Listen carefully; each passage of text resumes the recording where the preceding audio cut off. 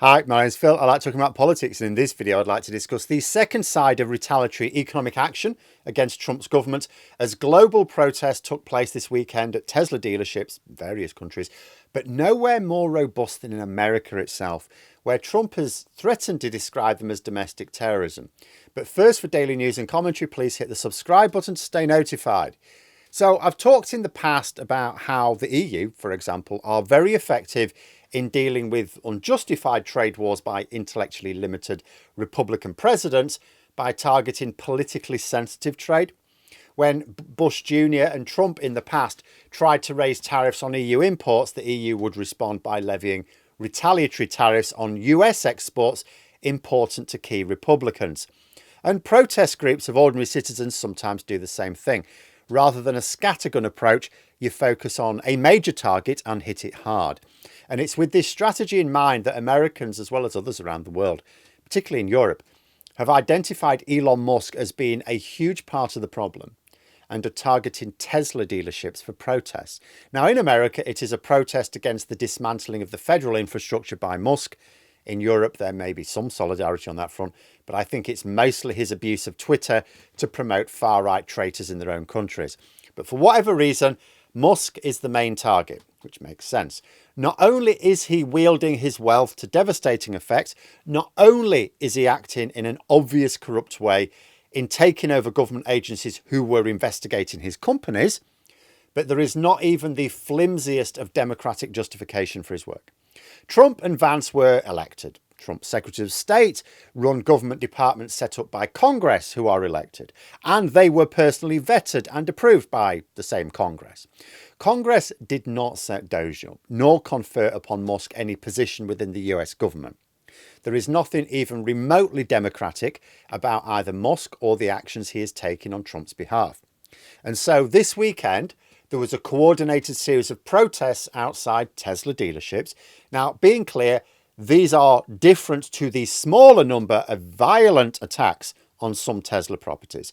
Some people have been like firebombing and vandalizing Tesla property and vehicles, which is insane. Trump is trying to describe the peaceful protests as domestic terrorism on the back of the violent protests so that he can eventually crack down on all of the protesters. So random idiots carrying out what genuinely is domestic terrorism are not actually helping the cause. And now I don't think that they are actually Musk agents trying to give the peaceful protesters a bad name. I think there genuinely are people protesting against Musk who just think that violence is both justified and effective. It will not be. It will just give Trump the excuse he needs to legislate against the right to protest, just as Just Stop Oil inspired in the UK. The protests need to be entirely peaceful, like take your lead from the most successful individual political protester in history, Gandhi. As most are, there were protests at European Tesla dealerships as well, including the UK, although smaller than elsewhere. It's really perplexing to me. Polling shows Musk really is despised in Britain. Yet obviously not enough to inspire larger groups to protest against him. Never mind. But it's America where the protests are the most spectacular and most important. See, Tesla may find themselves being hit by retaliatory action in major markets as a result of Trump's tariffs this week anyway. In fact, although in my first video today I was talking about the fact the government this weekend had ruled out targeting individual businesses, so that seemed to be ruling out any sort of retaliations against Tesla specifically. No sooner had I put that video out, Rachel Reeves is saying, yeah, we might take action against Tesla. So even the UK may well hit Tesla. But the boycotts will just be the kick in the shins after the government smack it around the head with a £5 halibut. But if there is one country where Tesla are definitely not going to face government reprisals, it's America. So if Tesla is going to suffer there, beyond the extra costs of materials and parts being imported, it will be Americans boycotting the product and, of course, encouraging others to boycott it as well. People know that it's more than just symbolic of Musk. First, Teslas are not cheap. So you're encouraging people to boycott who can actually afford to. There was another article about a more wide-ranging boycott or supposed boycott of American products in France, including McDonald's and Coca-Cola, but no evidence that it's having any effect because the boycott is mostly led by rich French people who probably don't buy much of those products anyway. Whereas younger people, students and so on, are going, well, we haven't got the money to be choosy, so we're still going to buy them.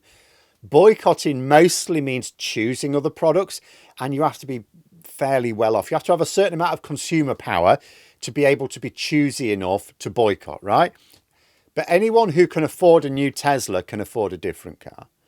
Then there's the fact that Musk derives a great deal of his wealth from Tesla. Used to be his most important source of wealth. That's now SpaceX. But Tesla is still immensely important to him.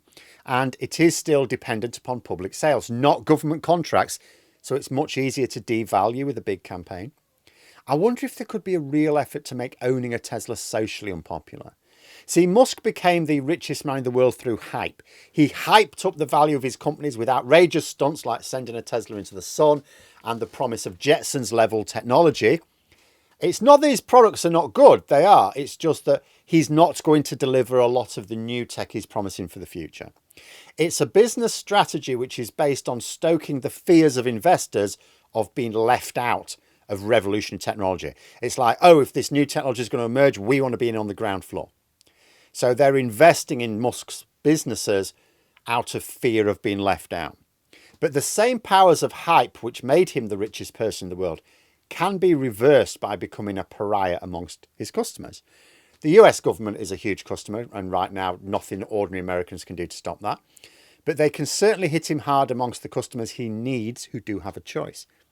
Also represents a challenge to the way Trump is behaving more generally, but in a way which makes Musk the focus. Because I guess another advantage there is it's a way to get Trump voters and maybe even MAGA supporters on board. After all, they didn't vote for Musk. They only support Musk because he's part of Trump's team. But they don't have to. Musk is a figure who can unite a lot of Americans in opposition, no matter their own politics. You can still support Trump and decide that Musk is not doing you any favours. After all, Musk's activities are not actually making life better for anyone. He's sacking Trump voters as much as Harris voters. The price of eggs and fuel is still going up. And as for the good manufacturing jobs, which is a core part of Trump's offer to people, how is Musk helping those? How are they going to emerge with all this destruction of the federal state, crushing supply chains? Be interesting to see what happens if the protests, particularly in America, against Tesla are not only sustained, but if they gain more traction. Will Trump then try and crack down violently on even the peaceful majority of those protests? How will America react if he does? And if he doesn't, will that suggest that the movement's too big for him to take on? See, all leaders, even autocratic ones, can only rule by consent. No one can actually genuinely rule with an iron fist. Now, sometimes people give that consent unwillingly through fear. But if Trump can't inspire the same level of fear in ordinary people that he is succeeding in doing with very wealthy opponents, will these Tesla protests be the start of a real fight back against Trump himself? If Trump is unable to make the general population fear him, which is an essential element of autocracy, then he will always be vulnerable. But there we are. Those are my thoughts. Let me know yours in the comments below. If you've enjoyed the video, please click the like button and subscribe for further content. If you'd like to support the channel further, you can click the join button for memberships. Thanks for watching, and until next time, I'll see you later.